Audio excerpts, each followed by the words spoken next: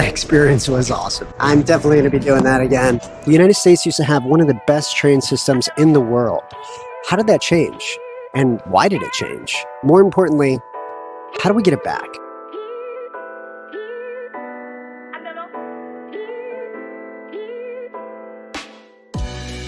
Right now, I'm traveling at 125 miles per hour, heading from Miami to Orlando on the Brightline. The Brightline is one of the few high-speed rail systems left in the United States. It's quiet, efficient, and honestly, it's way more comfortable than flying on a plane or even driving a car. At one point, this country had one of the largest and most advanced rail networks in the world. In the early 20th century, passenger rail was the backbone of American travel. In 1916, U.S. railroads carried 98% of all inner-city travel. Every long-distance trip happened by train. Railroads connected everything. Big cities, small towns, booming industries. The United States had over 250,000 miles of track by 1912, making it one of the most extensive rail networks in history. What happened to it? And honestly, it's not that different from this experience. It's fast, comfortable, reliable, but in the mid-20th century, all of that started to change. Passenger trains carried over 40% of inner-city travel in 1940. Today, that number has dropped to just 4%. The thing about the Brightline is that you can order food and they just bring it to you. Like, literally, just order off the menu and they'll bring it to you. Back to the story. So, by the mid-1950s, America had fallen in love with this little thing called cars. Personal automobile ownership skyrocketed from 26 million registered cars in 1945 to 60 million in 1960. Yeah, that's a lot of cars. Then came the big game changer, the interstate highway system.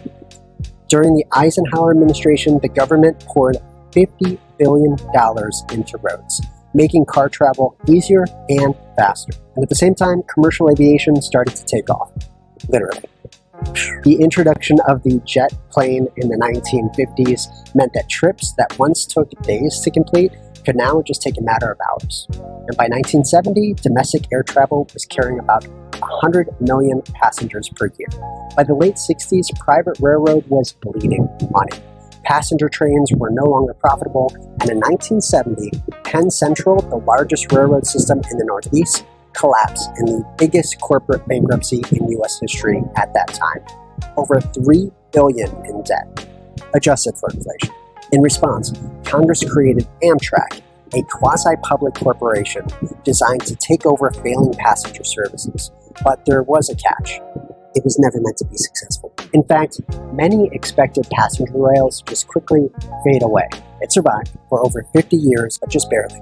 That's what makes Brightline so interesting. Unlike Amtrak, it's not a government-run service. No, it's privately owned and operated. It has its own schedule, and it's built to compete with airlines and cars. I guess the real question is Brightline the beginning of a rail comeback in the United States, or is it just a unique exception? Just got here to Orlando. Okay, I know I've said this a couple times, but the experience was awesome. I'm definitely going to be doing that again. When it comes to the Brightline, the ride was easy, fast, and honestly, it felt like a glimpse into the future, not the past. Around the world, high-speed rail isn't just a reality, it's a way of travel. Well, in the United States, we have two very short segments. One, and it's called the Northeastern Corridor, and then the Brightline route, which is here in Florida. What's holding us back? I don't know. Is it our car culture? Is it the political infrastructure? Or have we just stopped believing that rails can actually work here? So what do you think? Do you think the U.S. should invest in high-speed rails, or do you think we're way too far gone? Let me know in the comments below. Thanks for watching. Peace. The best part about taking the Brightline is that you can just pick up your food, you get some pastries, take them on the train with you, and you're on your way. You can also stop and maybe get a little drink. They have a bar right here. Have a cocktail, have a beer, and then hop on the train and get to your destination safely. It is seriously the best.